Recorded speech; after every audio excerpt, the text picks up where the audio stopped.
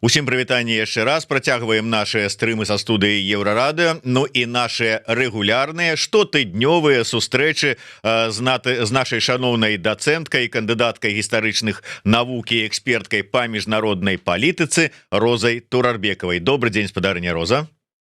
Добрый день, Змейцер. Ну і яшчэ мне трэба, праўда, сфармуляваць, як мне дадаваць яшчэ вот у апісанне, каб вас прадстаўляць што-нибудь пра лектара по исламу и исламизму. Ці як вот правильно это было бы сказать? Ну, специалистка, я так зразумела. Значит, специализуется по исламу и исламизму. Так, вось так, запишем. Специалистка по исламе и исламизме, якая готовая приехать до вас со своими шиковными лекциями на гэтую тему. Вось, дарэчы, як бы так сказать, апробовали беларускую диаспору Беластока и якія ўражанні? Ну, было вельмі цудоўна, потому что я не чакала такого, так шмат людей прыйшло. Ведаеце, Беласток, ён не вельмі такі большой город, и беларусы там ёсць, и яны вельмі актыўныя, но все ж таки это была суббота, это был дзень, и не вельмі добрае было надвор'е. Вось, я не чакала, что так шмат народу прыйдзе, но прыйшлі людзі, і таксама нават прыехалі да мяне мои студенты з Варшавы. Выключна, каб меня паслухаць. Гэта для мяне, конечно, было вельмі прыемна. Вось, ну, у Беластоку беларуская дыаспора, яна такая цудоўная, вельмі актыўная. Там, я так зразумела, усе беларускамоўныя, і таму гэта было прыемна для мяне, што моя першая спроба прачытаць лекцыю на беларускай мове адбылася менавіта там. І мне дапамагалі мои слухачы.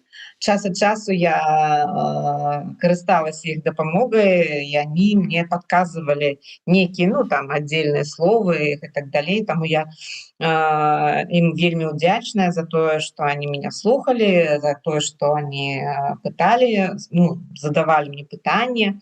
Вось, і таксама яны меня падтрымлівалі на працягу ўсей лекцыі.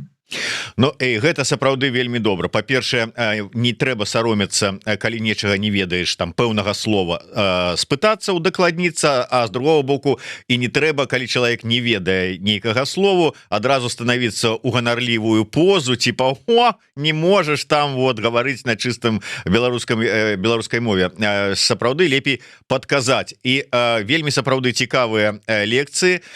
Я с нецярплівасцю чакаю і візіта з гэтай лекцыяй у Варшаву, спадарыня Розы. Ну і безумоўна, калі нарэшце іх гэтыя лекцыі будуць выкладзеныя на YouTube-канале адпаведным, чаго мы чакаем па весне, як нам ужо гэта і абяцала спадарыня Роза. Таму подписывайтеся на яе YouTube-канал загадзя, каб не пропусціць. Ну і у каго ёсць жаданне сустрэцца, паслухаць, заняцца такой вось падвышэннем свайго сваёй адукацыі, свайго колагляду, запрашайце спадарыня Розу с лекцыямі да сябе у госці. Заўсёды прыемна пабачыцца. Спадарыня Роза, давайте пачнем пра геапалітыку, як мы гэта любім. Но я ведаю, что вы не любите гэтае слово. Я вас адмыслова ім постоянно правакую. Спадарыня Роза, давайте пачнем с ситуации Літва, літоўска-беларускія адносіны на фоне чарговага закрыцця аэрапорта за гэтых метэазонтаў, якіх налічылі 60 штук. Ну вось, здавалася б, мы уже з вами про гэта казалі, здавалася б, адкрылася мяжа, ну вот нібыта паразумеліся, ну спыніцеся. А такое адчуванне, что ну фактычна спынення та і не было. На польскай мяжы хаця бы там было нейкае там перарыванне, каб не было калі гэтых спроб нелегальнага перахода мяжы. А тут не. Чаму? Да чаго это можа прывесці? Ваша ацэнка сітуацыі.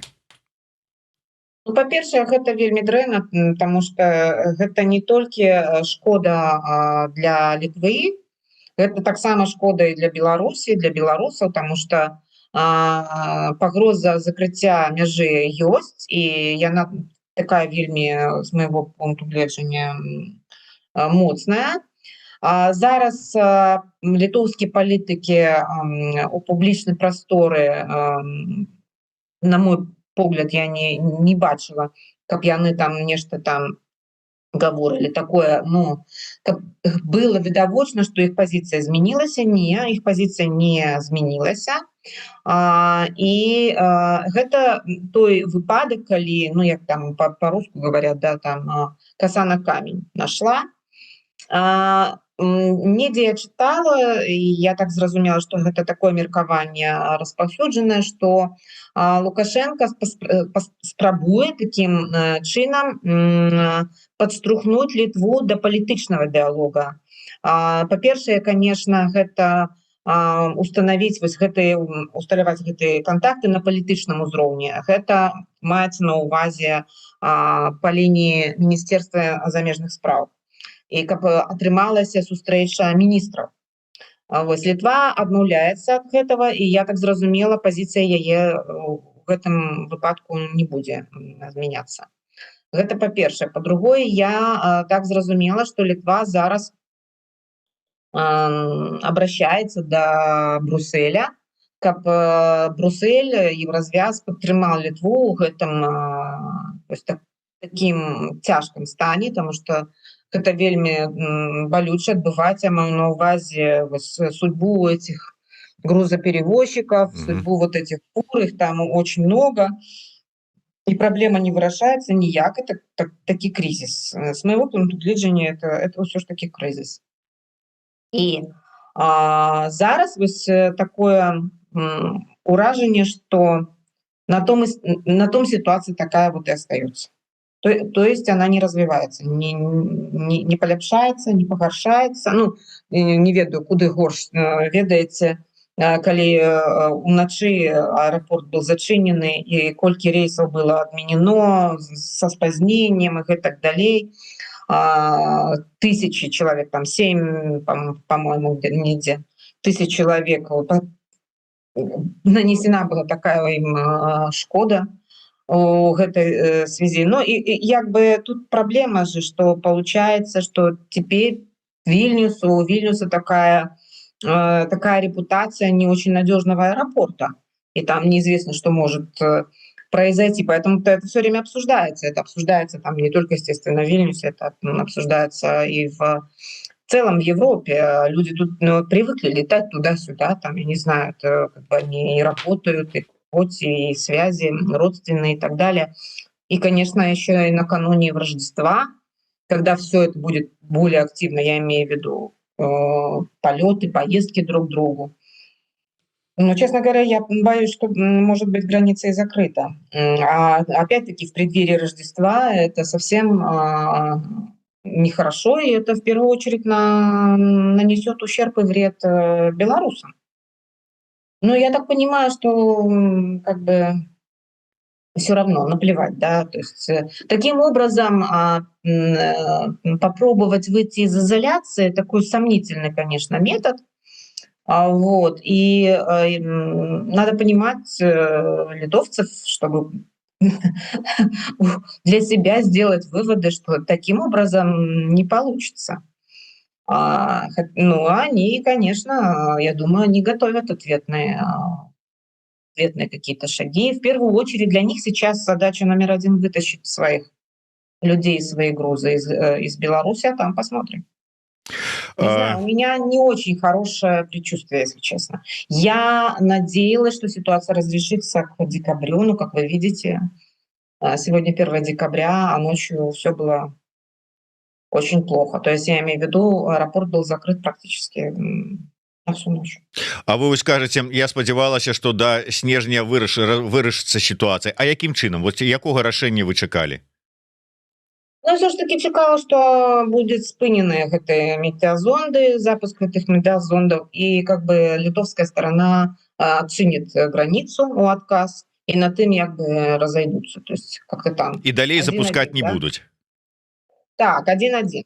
Але ж вы самі папярэдніх эфірах казалі, што найхутчэй за ўсё за гэтымі пускамі стаіць нават больш не Мінск, а Москва. А Москве тут чаго?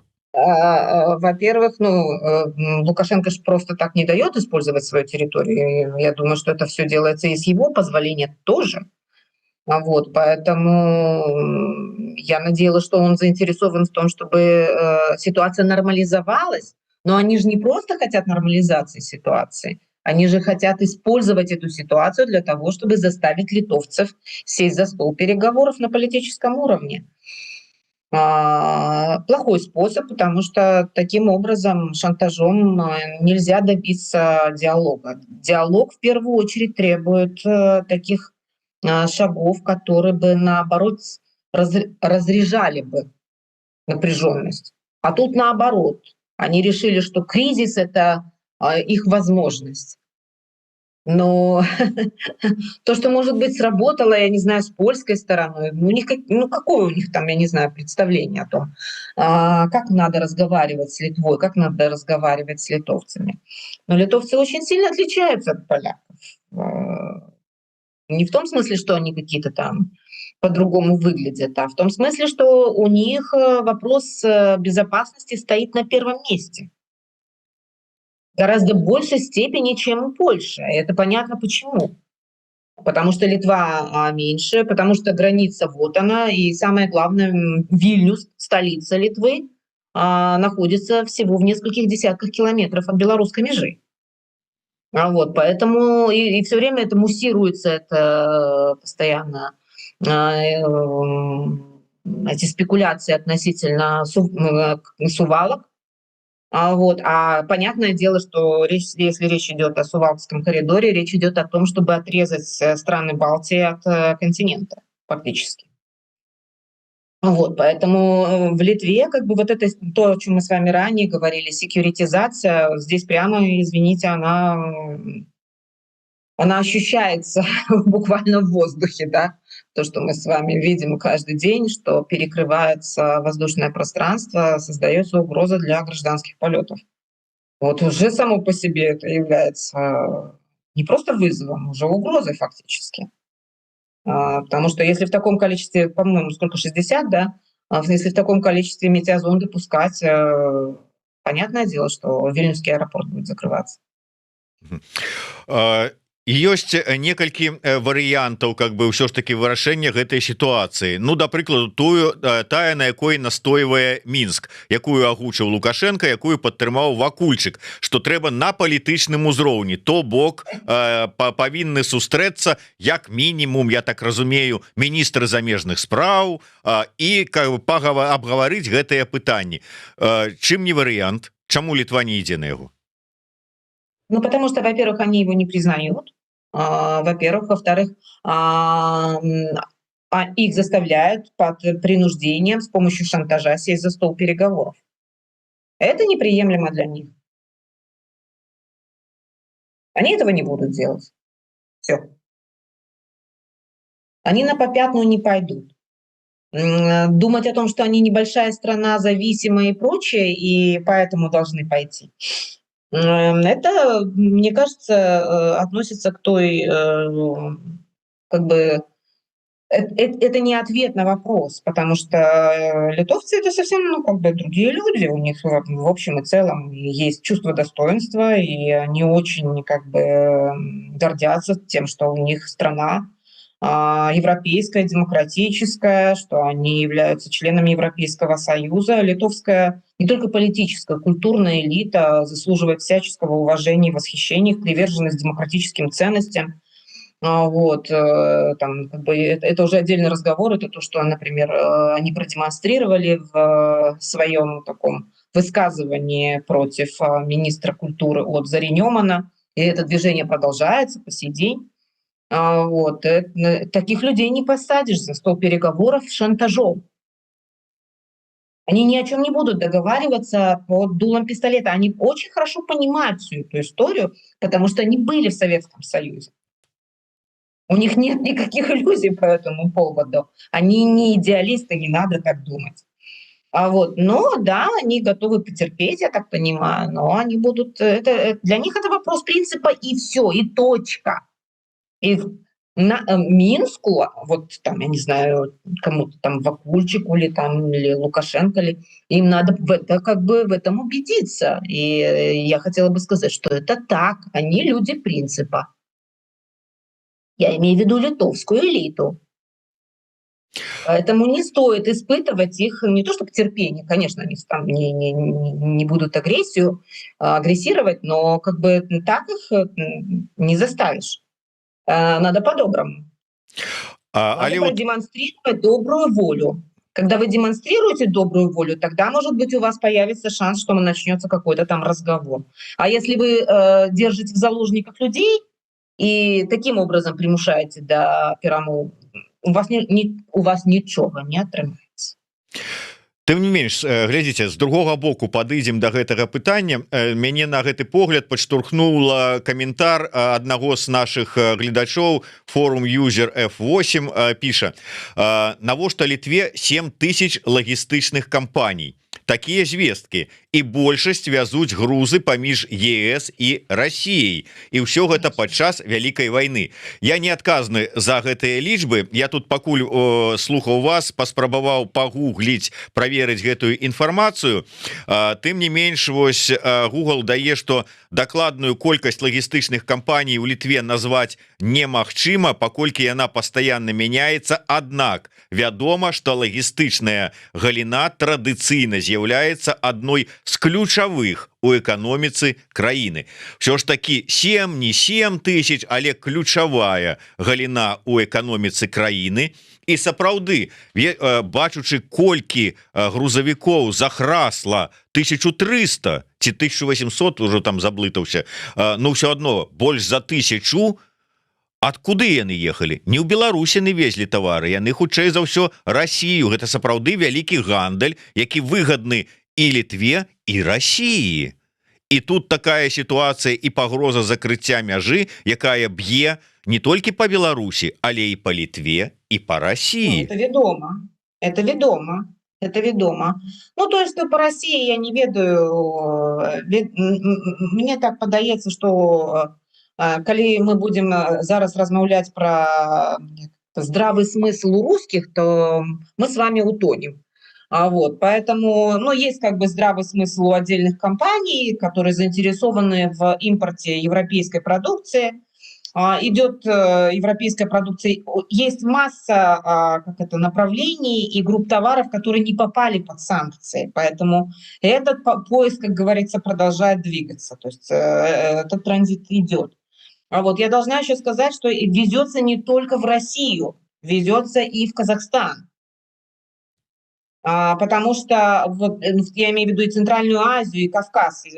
Как бы я регулярно, когда ездила, и до сих пор вижу, как бы, какие фуры едут по территории Литвы, с какими номерами. Это и армянские номера, это казахские номера, и даже кыргызские номера попадаются. Вот, понятное дело, что там у них могут быть номера такие, но на самом деле они везут грузы в Россию. Да? Это тоже есть такая проблема, называется обход санкций. Вот в самой Литве логистических этих самых центров масса, это невооруженным глазом видно, и все понятно, от Клайпеды и до границы, или тоже от польской границы, особенно под Вильнюсом очень хорошо видно, под Вильнюсом и под Каунасом видно, как много логистических центров. Да, это все правда, везут через Литву, Литва является транспортным хабом, и тем не менее, отвечая на вопрос, если литовцам надо выбирать между security и вот этими, как это сказать, потерями экономического характера, видя, в каком сейчас настроении и элита, и общество, на первом месте будет безопасность. Потому что они каждый день убеждаются в том, что сосед небезопасен. Понимаете? И как бы в этом отношении они, ну, с моей точки зрения, они в общем и целом достаточно консолидированы. Я про политическую элиту говорю, не про общество. Не про общество сложно говорить, тут надо проводить все-таки опросы.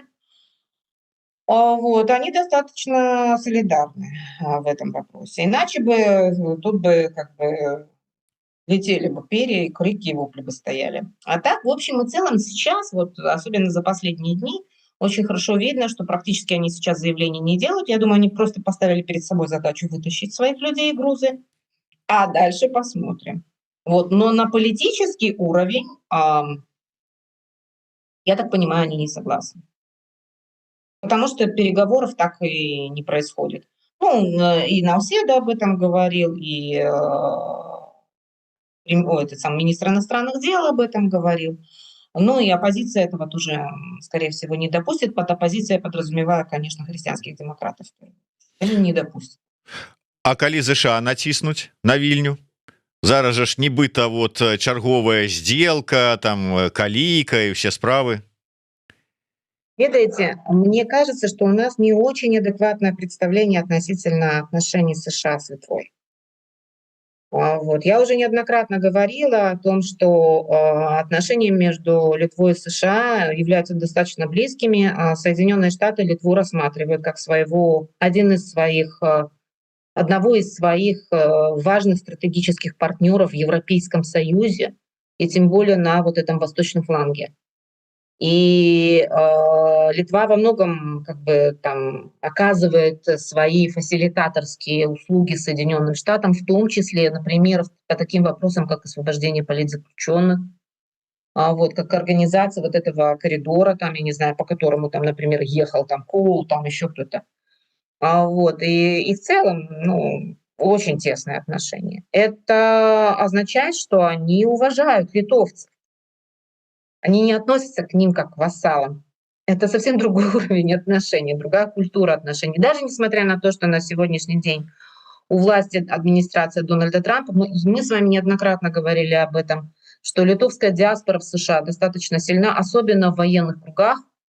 Вот. И литовцы известные как бы в США, и для Соединенных Штатов Литва сыграла в свое время очень важную роль.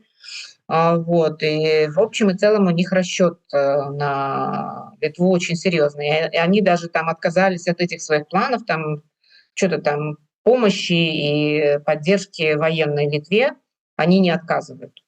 Там как где-то прозвучало, там, что будет там, с какого-то там года там, прекратится. Нет, не прекратится, уже опровергли это. Поэтому натиснуть, понимаете, я думаю, что не те отношения. Во-первых. Во-вторых, я думаю, Литва просит у Соединенных Штатов содействия в решении этих вопросов. Тут это же как это двустороннее движение, я имею в виду отношения между США и Литвой. Я думаю, что в Минске должны более внимательно смотреть и анализировать ситуацию, а не исходить из этих идиотских неореалистских парадигм. Это я посылаю месседж тем людям, которые могут давать советы. Вот вы посоветуйте все-таки Литву, как-то там не наклонишь, вот используя эту ужасную терминологию, и таким образом здесь вопрос не решишь. Вы только ухудшаете свои позиции переговорные в отношениях с Литвой таким образом. И отношения между Литвой и Соединенными Штатами — это не отношения между Россией и Беларусью. Если у вас такие аналогии есть, они ложные. Я могу совершенно вам точно сказать, это говорю я не вам, Змитер, я говорю тем людям, которые сейчас советуют в Минске, как поступать. И у вас ваши эти представления о том, что отношения между США и Литвой, как между старшим и младшим братом, не соответствуют действительности. Я могу об этом вам сказать почти что со стопроцентной уверенностью. Потому что я слышала, как американские дипломаты отзываются о Литве и о ее роли в отношениях между США и Европой, и США и Восточной Европой. Точка. Ну вот так, то бок калі казаць про тое, что вот зараз умоўна там Лукашенко, Мінск, рэжым чакаюць за чарговую партыю вызваленых і дэпартаваных з краіны палітвязняў, ну і просто зняволеных, плюшку у выглядзе дазволу калійку правозіць праз Літву у Клайпеду, то гэтага не будзе. Ну не таким образом, ну не так топорно, ребята. Ну, работайте тоньше. Потому что угрожать, шантажировать, таким образом добиваться политического диалога, начала политического диалога не получится. Не с этого надо начинать. Есть прекрасно много замечательных примеров, как начиналась разрядка напряженности между Советским Союзом и Соединенными Штатами. Посмотрите, как там действовали, работали. Американская дипломатическая школа, она берет на вооружение все эти методы. Это просто невооруженным глазом видно на сегодняшний день. Но вы должны знать и понимать, что с Литвой так не разговаривают. Она не является младшим братом США. Вы не думайте, что если у вас вась-вась с Вашингтоном, то у вас то же самое получится автоматически с Литвой, потому что Литва меньше, потому что она там зависит от Соединенных Штатов и так далее и тому подобное. Эта логика, она абсолютно не оправдана, потому что она не отражает сути межгосударственных отношений, особенно между США и Литвой. Чуть-чуть внимательнее посмотрите, как на самом деле эти отношения выстраивались в прошлом и как они выстраиваются по сей день. Не, ребята, вы меня извините, конечно, ну и главное, вот с ножом к горлу давай поговорим о любви.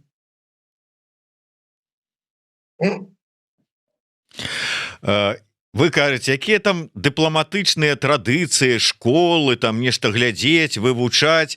Ведаеце, што яны вывучаюць? Гледзячы па паводзінах двух апошніх прэс-сакратароў беларускага МЗС, то яны вывучаюць паводзіны Захаравай. І я чакаю, калі следам за Лаўровым Рыжанкоў будзе хадзіць, паплёўваць і казаць: дэбілы было ты. Вот такія традыцыі яны вывучаюць, такое адчуванне. Ну, это отражает уровень политической культуры, который сейчас доминирует в государственном аппарате лукашенковском. Но если до этого как бы уровень все-таки там, я не знаю, корпоративной культуры в МИДе был одним из самых высоких среди всех госучреждений, это было известно, то, что сейчас происходит, я честно вам скажу, я не знаю. Но что касается пресс-секретарей Министерства иностранных дел Республики Беларусь, они никогда особо и не были приятными, да, прямо скажем. Но были как бы времена, когда умели подбирать формулировки. Сейчас, по-моему, да, сейчас стиль сменился. Сейчас, по-моему, хамство считается достоинством. Это не достоинство. Межгосударственные отношения через хамство не выстраиваются, а тем более через шантаж, из угрозы и шантаж. Ну и в отношении литовцев это вообще отдельный разговор. Таким чином, своих соседей, Дмитрий, я добавлю, своих соседей вообще-то полагалось бы знать, какие они. У меня создается впечатление, что или не знают, или где-то знания по дороге потерялись. Ну так. Закругляючы гэтую тэму, ўсё ж таки вот вы на самом пачатку, як мы пачалі абмяркоўваць сітуацыю на мяжы, сказалі, што у вас ёсць вялікія перасцярогі, што мяжа ўсё ж таки наноў можа быць закрытая. Ці можа быць салідарна закрытая яна з боку Польшчы і Латвіі? Не ведаю зараз, якія адбываюцца кансультацыі, як яны будуць каардынаваць сваю працу. Пакуль я не бачу таго, што такіх прыкмет таго, што так можа адбыцца. Не ведаю, як будзе далей. Не ведаю, таму што шмат чаго адбываецца. Па-першае, ўсё ж таки в фокусе павінны быць не толькі наша сітуацыя адносна мяжы, адносна таго, што адбываецца у паветранай прасторе Літвы, но і таксама самае галоўнае, што зараз адбываецца на фронте. Я маю на ўвазе ва Ўкраіне і, конечно, з перамовамі. Гэта ўсё звязана в адзін комплекс адносін, сувязі, маніпуляцыі, правакацыі, гэтак далей. І разнага рода аперацый інфармацыйных, там усялікіх. І я гэта разглядаю як единый, это единый комплекс на самом деле. Вот. И то, что сейчас опять начались вот эти атаки на границе, я маю на увазе зонды, это не выпадкова таксама. Это таксама разглядаецца як частка рэгіянальнай бяспекі.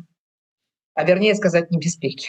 Ну так, пакуль не сышлі з гэтага рэгіёна, тым больш што ізноўку пачалася дыскусія на гэтую тэму. А учора, калі я не памыляюся, была чарговая гадавіна пачатку зімовай вайны Савецкага Саюза супраць Фінляндыі. І вось Фінлянд, ну то есть вот той дзень, калі пачалі фіны свой шлях да сваёй будучай фінляндызацыі. Ці трэба нам вось ісці гэтым шляхам? Як вы ставіце зараз да гэтых заклікаў абраць такую як будучую бачанне нашай будучыні праз такую фінляндызацыю? Ну, сравнение очень сложное, с моей точки зрения. Я понимаю намерение, вернее, я так скажу, я понимаю, почему финляндизация вообще привлекательна для белорусов определенной части, потому что это так от отчаяния как бы кажется, что это самый реалистичный вариант и сценарий. Учитывая как бы все геополитические реалии современные, это кажется самым реалистичным, потому что понятно, что Беларусь, говорить о ближайшем будущем, о том, что Беларусь может, там, например, иметь намерение вступить в Европейский Союз, уж тем более в НАТО, это, конечно, сейчас об этом невозможно даже и там почти что там мечтать, грезить больше, да. Вот, то есть это понятное намерение, но проблема в том, что и это тоже само по себе, вот это вот как бы воображение того, что можно пойти по пути Финляндии, это тоже само по себе является идеалистичной штукой. И тут масса тоже есть ошибок. Какие ошибки? Во-первых, Финляндия с Советским Союзом воевала. Беларусь с Россией не воюет. Советский Союз с Финляндией были врагами, потом Финляндия была во Второй мировой войне, понятно где, да, и Маннергейм чем занимался, тоже ясно. После Второй мировой войны, конечно, ситуация была сложная, и Финляндия волей-неволей вынуждена была выбрать вот такой путь. Первое – это нейтралитет, потому что хотела как бы обезопасить себя от Советского Союза, и таким образом виделся ей этот путь, да, как с Австрией, например. Ну, в Австрии там вообще войска стояли, да, советские войска стояли.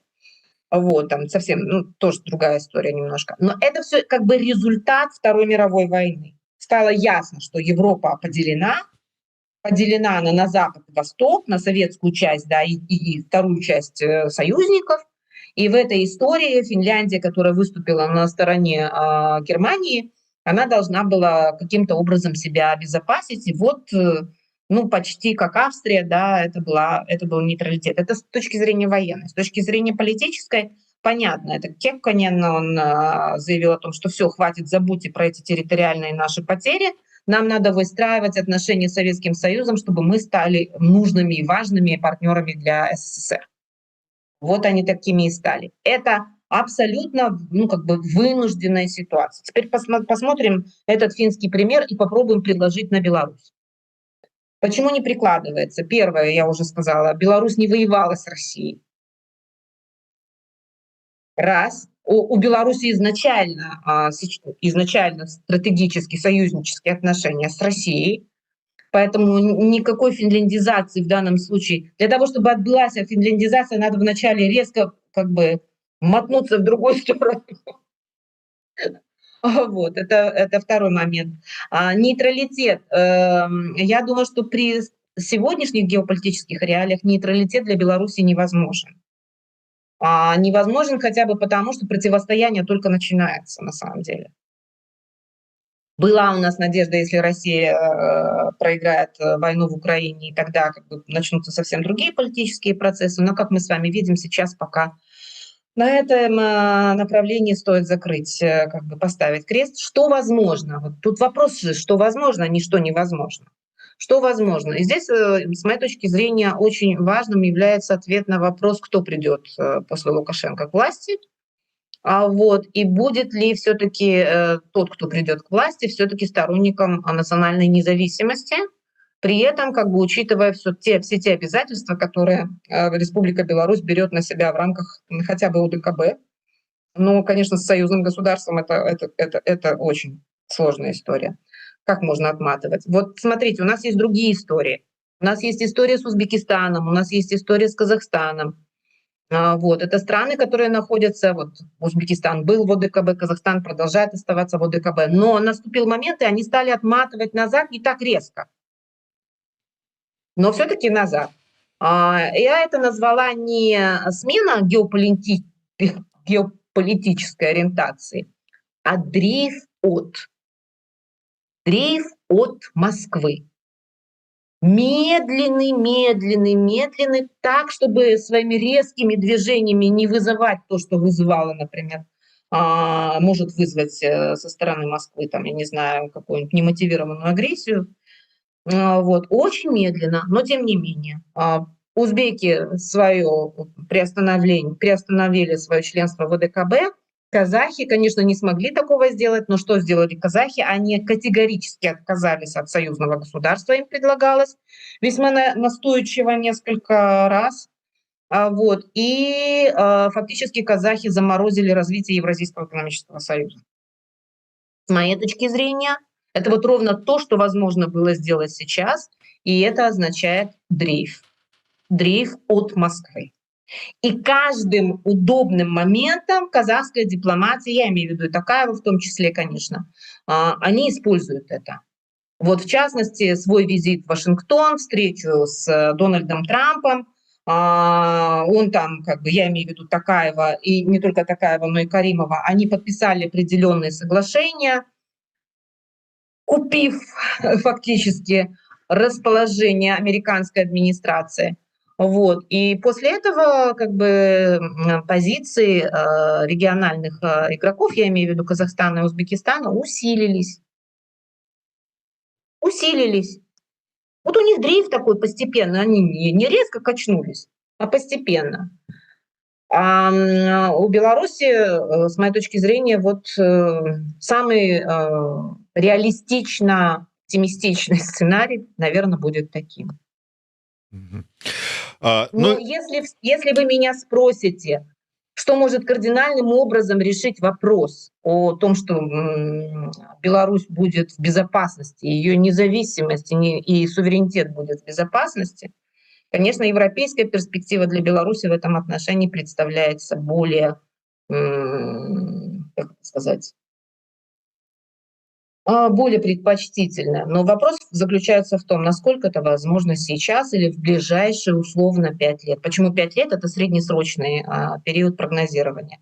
Среднесрочный период прогнозирования пока мы можем ожидать, имея в виду оптимистичный сценарий, дрейф. К власти приходит человек, для которого слова национальная независимость и суверенитет не являются пустыми звуками.